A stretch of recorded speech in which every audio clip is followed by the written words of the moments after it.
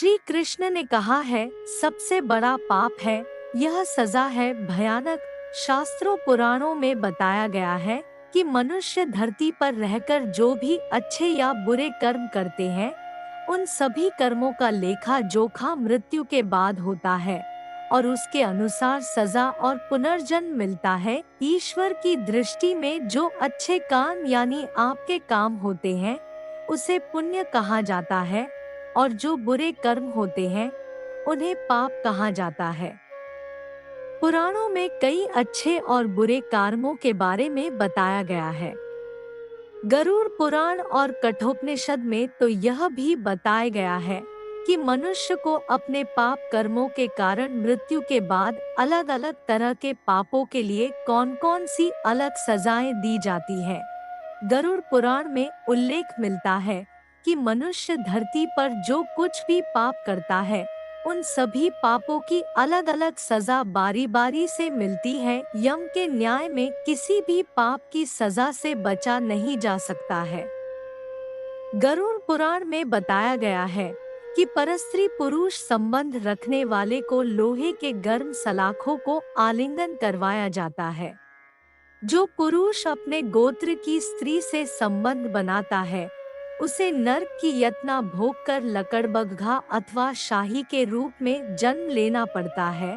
कुंवारी अथवा अल्पायु कन्या से संबंध बनाने वाले को नरक की घोर यातना सहने के बाद अजगर योनि में आकर जन्म लेना पड़ता है।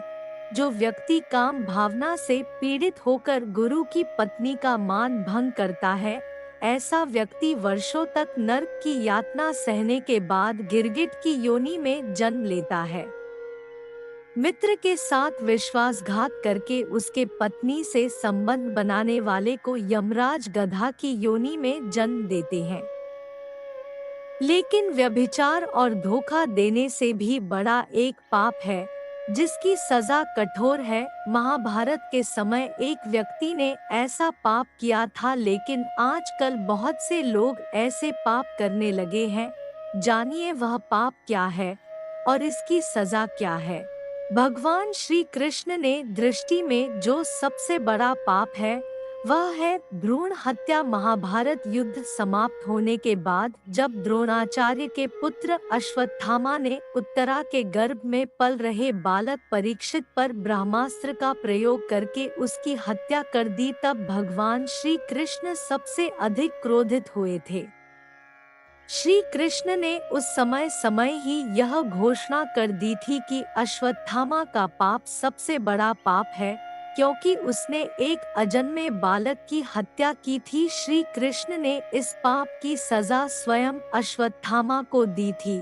श्री कृष्ण ने अश्वत्थामा के सिर पर लगा चिंतामणि रत्न छीन लिया और शाप दिया कि तुमने जन्म तो देखा है, लेकिन मृत्यु को नहीं देख पाओगे, यानी जब तक सृष्टि रहेगी तुम धरती पर जीवित रहोगे और कष्ट प्राप्त करोगे। भ्रूण की हत्या करने वाले के लिए सबसे कठोर सजा निर्धारित, और ऐसे व्यक्ति को कई युगों तक इस सजा का दंड भुगतना पड़ता है। दोस्तों, अगर आपको यह गरुड़ पुराण की कथा अच्छी लगी हो तो हमारे चैनल को लाइक और सब्सक्राइब जरूर कीजिएगा। धन्यवाद इस वीडियो को देखने के लिए।